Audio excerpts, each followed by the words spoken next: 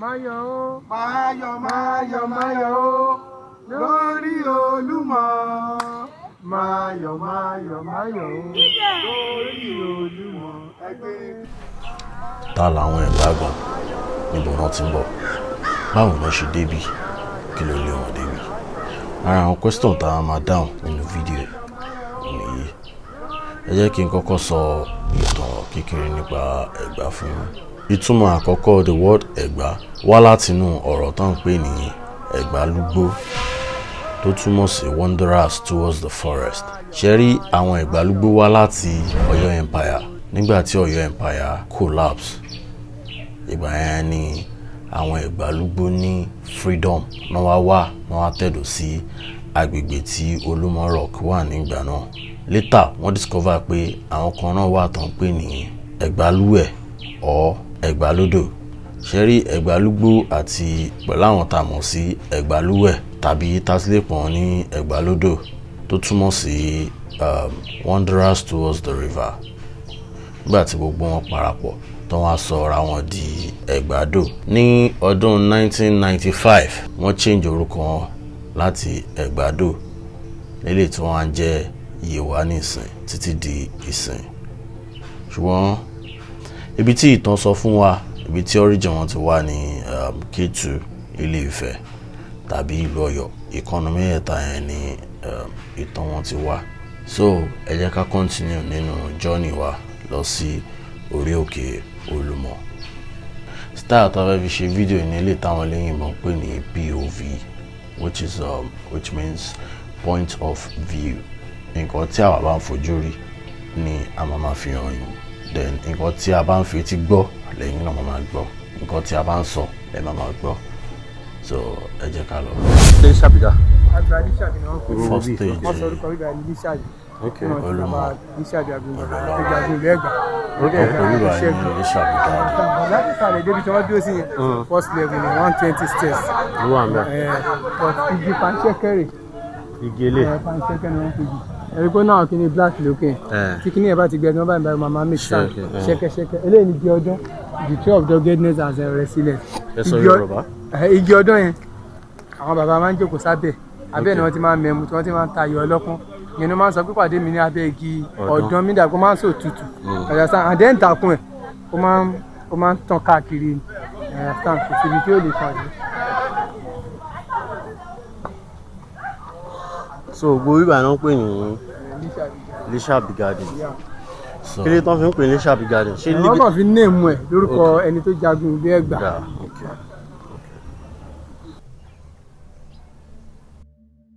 Gẹ́gẹ́ bí ìtàn ṣe sọ fún wa ní ọdún 1830 wọ́n parapọ̀ wọ́n sì ń gbé ní àlàáfíà kó tó di pé ogun Dahomey dé àwọn tí a mọ̀ sí Benin Republic ní ìsìn.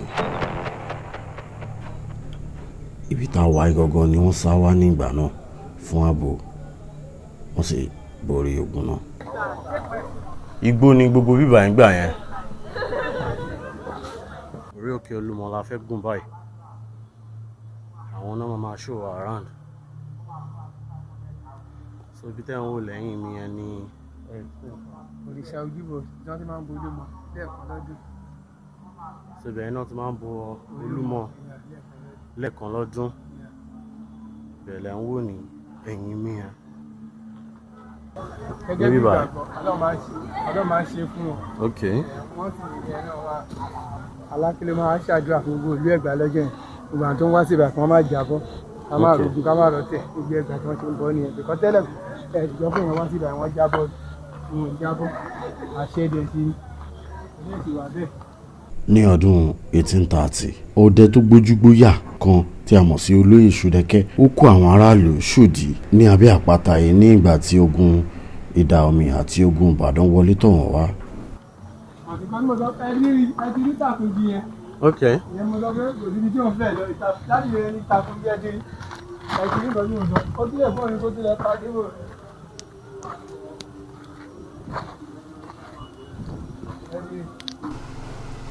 So ìgbà tí wọ́n gba òmìnira wọ́n ní láti fèsì àwọn ogun kan nígbà yẹn, àwọn ogun tá a mọ̀ sí ogun Ìdá-Ọ̀mẹ̀ tó tá à ń pè ní Benin Republic nísìn.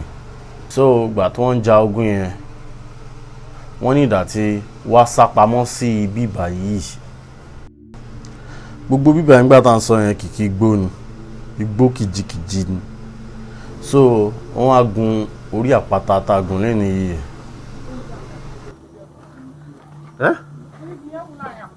ìyá tako igi ńlá yẹn tako ẹ máa ń fẹ̀ kí ó máa ń spread kiri sàárè bàbá tí wọ́n ti rí rà sàárè bàbá tó lé lé.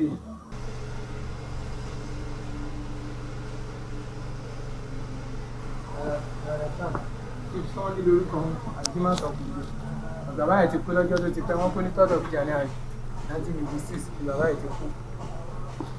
3rd of January 1966. Wọ́n náà kọ́ síbẹ̀ náà. So ìgbà tí wọ́n ń ja ogun yẹn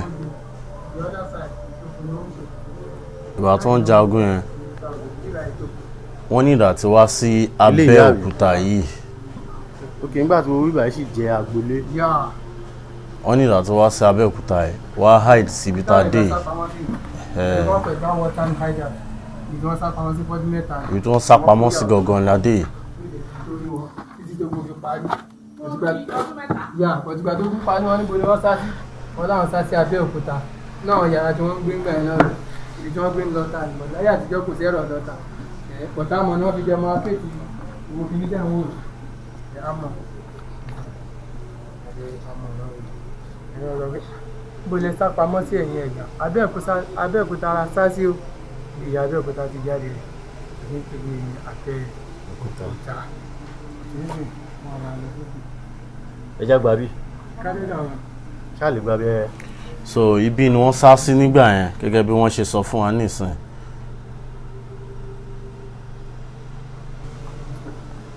Kó tó di pé ìlú Abẹ́òkúta wá bẹ̀rẹ̀ sí ní fẹ̀.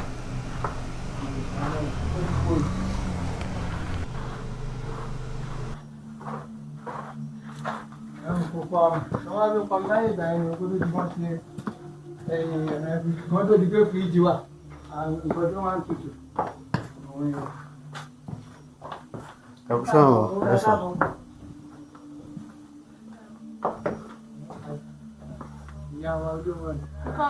Ẹ ká sọ. Ó wà ẹ̀sọ̀. Ìyàwó ẹ máa ń gbọ́ ìlú mọ̀. Àmọ́ àwa ni wọ́n ti wà ní 136 years báyìí.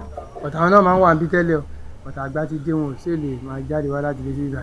Mo jẹ́ pé àwọn ọmọ ọlọ́dẹ wa bí ọ̀tí ewé àkókò náà máa fi ń joyè. Wọ́n sọ pé wọ́n kì í fi ewékéwé joyè lẹ́yìn ewé àkókò. Ewé yẹn ẹ̀rí pé lóòkúta lòun náà ti wà ń bẹ̀ fọ̀ mí níbi ẹ̀. So ewé àkókò lẹ́yìn ẹ jẹ́ ká lọ wò láti dì. Ẹ jọ fẹ́ ya rúùtù. Ṣètìrì inú àpáta ni ewé náà ti wù. Òun lẹ wò yẹn, òun lẹ rí yẹn. Àmọ́ àṣẹ ní kọrin Olúmọ fún wa ni. Ok. Sí wàhálà. Normally ibi báyìí ò kì í ṣe route tó yẹ ká gbà. Wọn kì í máwọn èèyàn, wọn kì í máwọn tourist gbà bí bọ̀. Èmi ti gbà bẹ́ẹ̀ rí. Òun ni mo fi mọ̀ pé ibi báyìí ni a máa gbà. So but tẹ́ bá fẹ́ gbà bí ẹ̀yin náà ẹ máa ṣọwọ́ kúdúrú fáwọn ìyá yẹn nǹkan tí wọ́n fi ń tọ́jú gbogbo environment nìyẹn. So ilé òòṣà kan níbi tá a wà yìí nìsín. Ilé òòṣà tó ṣì ń bọ̀ gidi ni so mi ì fẹ́ lọ síbẹ̀ rárá ṣó ti yín. So ẹ jẹ́ ká tẹ̀síwájú nínú ìrìn àjò wa. Kí ni reason fi ń pè ní Pandora? Kí ni ẹ̀rọ máa ń gbìn? Okùn ẹ̀. Wọ́n máa gbé ẹ̀yìn yẹn máa tóbi. Kí ni Pandora kò tí ì yọ ni. Kí ni ẹ̀ máa ń gùn báyìí. Kí ni èso yẹn máa ń gùn báyìí. Bí ọyàn ló dé máa ń rí.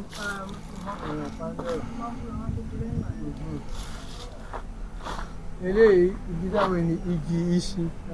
Iṣin. Kí ni kan báyìí tí máa ń Iṣin tó máa ń lá báyìí. Tó máa ń jẹ báyìí.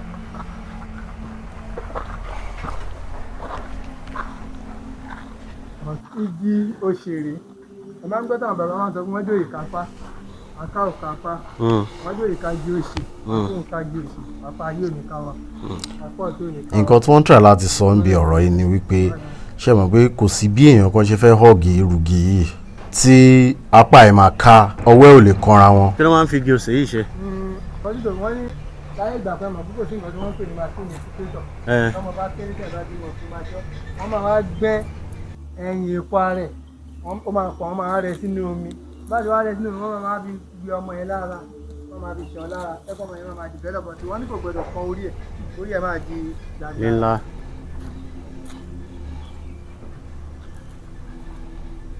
Elevator yẹn ni. So reason of máa ní apá òkè ń ká gíìsì nìyẹn. Ìṣẹ́ ojú bàbá láyé à ní rí jàmbá láyé fún. Bàbá láyé máa ń fọmọdé ìfọmọdé wá jẹ́. Ojúbọ wọn nìyí. Àmín.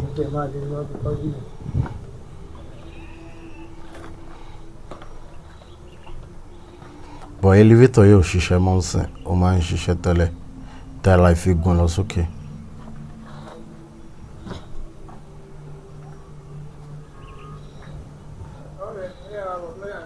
Ń bọ̀.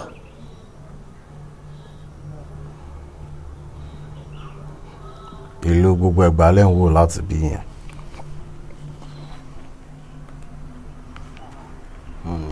Ọ̀nà ń wò láti bí yẹn. Yẹ mo yí promise yín pé a máa mú wá ní ojú tá a fi ń wò gangan. Òun la máa mú wá ẹ̀ẹ́dẹ́lẹ̀ yà ní kọ́ọ̀tẹ̀ títí tá a máa fi dé òkè.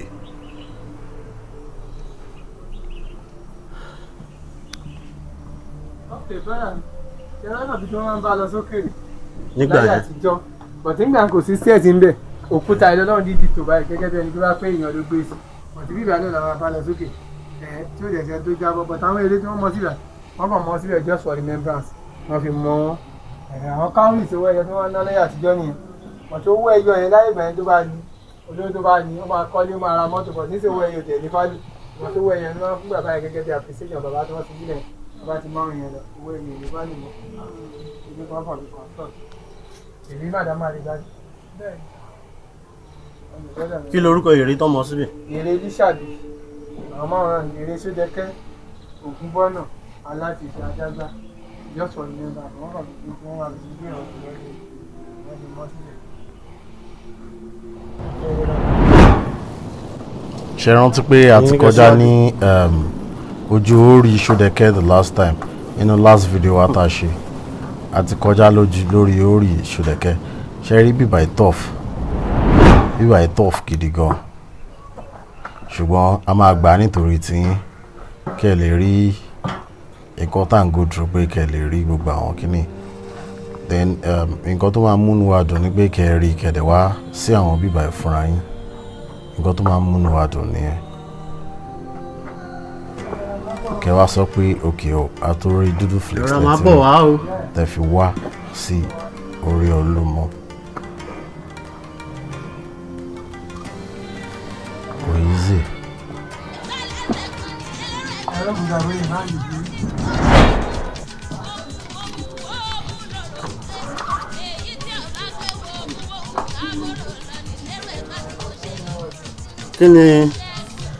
Kí ló yẹ kúkúta yà ń gbà yẹn?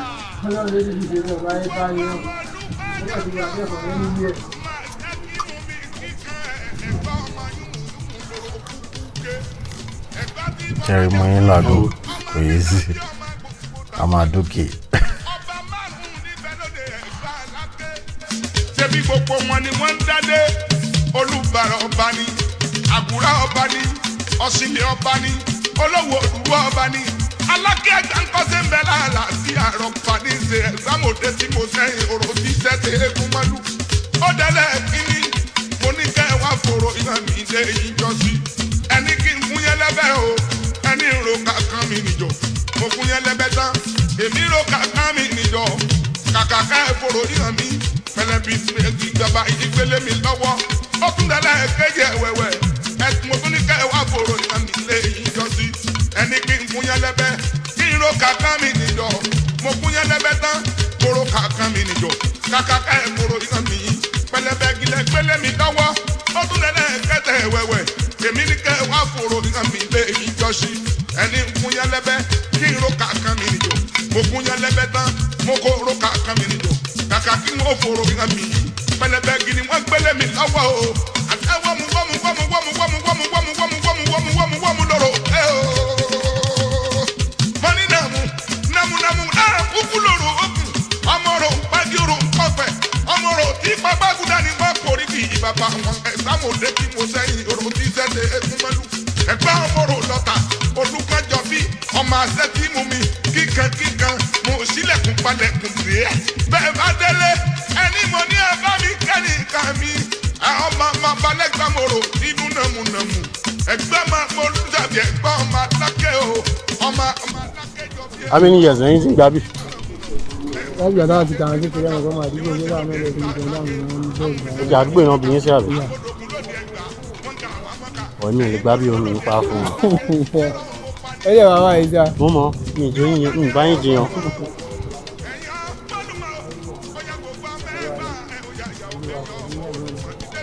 Ẹ já lọ gbọ́n yẹn. Kí ló tán ní kéèyàn má dìrín mú bì? ìgbà COVID-19 ni ìgbà COVID-19 bóun náà. Ok, ìgbà COVID-19. So mosque tá a lọ síbẹ̀ ní last video wa wípé mosque yẹn lè ń wò ní ọ̀kan ẹ̀ tó jẹ́ the first mosque àkọ́kọ́ tó máa kọ́ nílẹ̀ Yorùbá. Ṣé rí ìlà kan wà níbí tó jẹ́ red ẹ gbọ́dọ̀ lọ kọjá ìlà yẹn tẹ́ bá ti kọjá ìlà yẹn èèyàn lè jábọ́ so safety lines làwọn ìlà yẹn. Ṣé rí bíbá ọ̀nà wà ń bẹ̀ tó já sókè náà láti ìsàlẹ̀ yẹn tẹ́lẹ̀ gbà wá ṣùgbọ́n ẹ máa fìdí wọ́ ni òun jẹ́ kí wọ́n jẹ́ káwọn èèyàn gbàbẹ̀ mọ́ ẹ máa fìdí wọ́ ni tẹ́ máa fi dé òkè yìí òun ò jẹ́ kí wọ́n jẹ́ káwọn èèyàn gbàbẹ̀ mọ́. So mosque yẹn lẹ́ ń wò lọ́ọ̀kan yẹn. So mọ́sálásí àwọn ogun ni wọ́n jà ń gbà yẹn. ṣé tí wọ́n jà lẹ́gbẹ̀ẹ́. Wọ́n jà tó jẹ́ káwọn èèyàn wá sápamọ́ sílẹ̀. Ìgbà omi. Àwọn la mọ̀ sí Benin Republic ní ìsìn àtògùn Ìbàdàn àwọn ogun tó jà ń gbà yẹn nìyẹn. So igi tó ń wò yìí ni igi ìrókò olúwéré.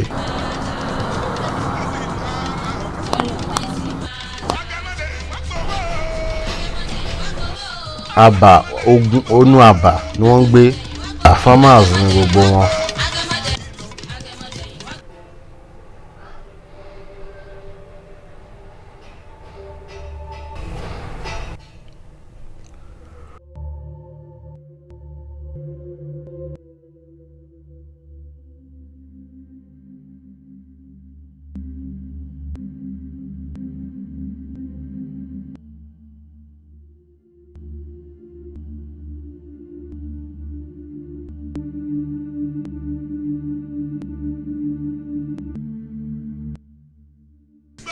Gẹ́gẹ́ bí ìtàn ṣe sọ fún wa, ara àwọn kàyéfì orí òkúta yìí ni pé ẹni tó bá wà lókè ó lè rẹ̀ tó wà nísàlẹ̀, ẹni tó wà nísàlẹ̀ kò lè rẹ̀ tó wà lókè.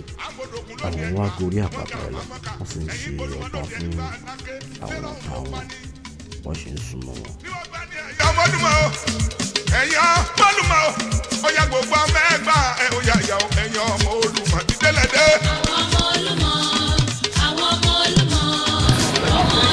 Ẹ káàbọ̀ sí orí òkè Olúmọ.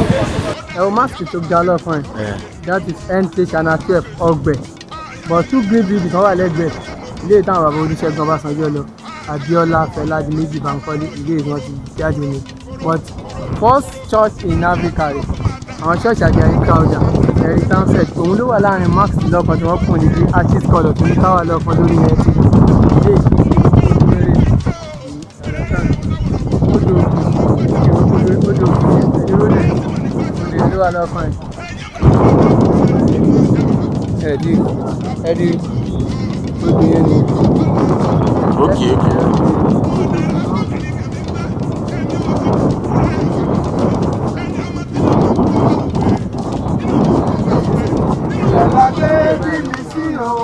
Ibẹ̀ la gbé bá mi dàgbà o. Ilẹ̀ òmìnira. Máyọ̀ o. Máyọ̀ o.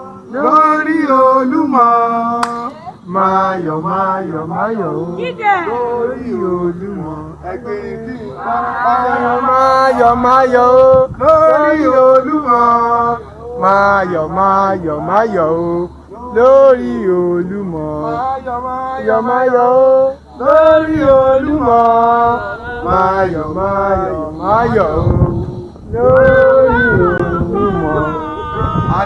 So ìgbà tá a padà sí floor kejì yẹn a rí ẹmu gidi níbẹ̀ làwọn pé ká ọ̀rá mẹ́mu kó tó di pé a máa tẹ̀síwájú lórí ìrìn àjò wa ṣùgbọ́n nǹkan tó wà ń bẹ̀rẹ̀ ni pé kò wà advisable kẹ́ẹ̀mú ẹmu kó tó di pé ẹ máa gun orí àpáta yìí mo kàn fẹ́ ká mọ̀ nípa yẹn ni ọmọ tẹ́ bá ti sọ̀kalẹ̀ ẹ lè mú ẹmu tó bá wù yín so mo lérò pé ẹ ti mọ̀ kankan tàbí ìkejì nípa Olumo Rock kó tó di pé a máa tẹ̀síwájú nínú adventure wa ẹ má gbàgbé pé Yorùbá pọ́nbélé ni wá lórí channel yìí and nǹkan tó bá jẹ mọ́ àṣà àti ṣe la máa ń ṣe a máa ń ṣe nǹkan tí ó máa pọ́n àṣà wa nìkan lé lórí channel yìí a máa rán wa létí ibi tá a ti ń bọ̀ ibi tá a ń lọ ibi tá a dé gẹ́gẹ́ bí ojúlówó Yorùbá a máa rán wa létí pé èdè wa ṣe kókó ṣe pàtàkì kò ní jù báyìí lọ lẹ́nu kó tó dìgbà míì ẹ má gbàgbé láti like ara rẹ̀ ó dàbọ̀.